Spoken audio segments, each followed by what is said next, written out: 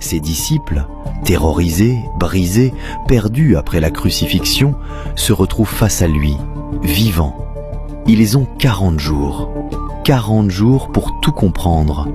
40 jours pour recevoir la vérité ultime. Et dans votre Bible, tout ce que vous avez, c'est une phrase. Une seule phrase. Ce n'est pas normal.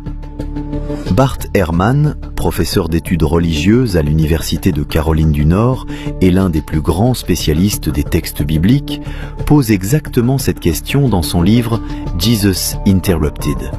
Il écrit « Les actes des apôtres nous disent que Jésus est apparu pendant 40 jours, mais ils ne nous disent presque rien de ce qu'il a enseigné.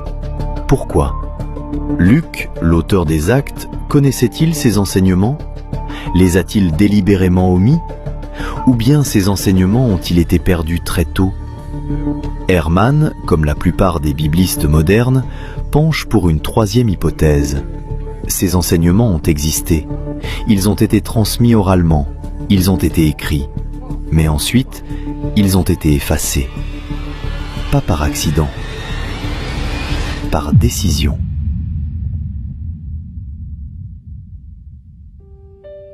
Vous voyez, il y a une chose que peu de gens comprennent. La Bible que vous connaissez n'a pas toujours existé telle qu'elle est aujourd'hui. Pendant les 3 premiers siècles du christianisme, il n'existait pas de Bible officielle. Il n'y avait pas de canon unique. Il existait des dizaines, peut-être des centaines d'évangiles, des lettres, des apocalypses, des textes mystiques, des enseignements secrets. Chaque communauté chrétienne avait ses propres écrits. Les chrétiens de Rome lisaient certains textes, ceux d'Alexandrie en lisaient d'autres, ceux de Syrie, d'autres encore. Et les chrétiens d'Éthiopie, isolés géographiquement, ont conservé des textes que personne d'autre n'a gardés. Pendant près de 300 ans, personne n'a imposé une vérité unique. Mais ensuite, tout a changé. En l'an 312 après Jésus-Christ, un événement a bouleversé l'histoire du christianisme. Constantin, général romain en pleine guerre civile contre son rival Maxence, a une vision.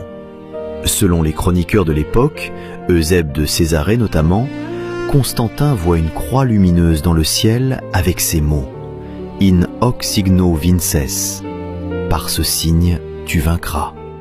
Le lendemain, le 28 octobre 312, Constantin remporte la bataille du pont Milvius. Maxence meurt noyé dans le Tibre. Constantin devient empereur unique de l'Occident et il attribue sa victoire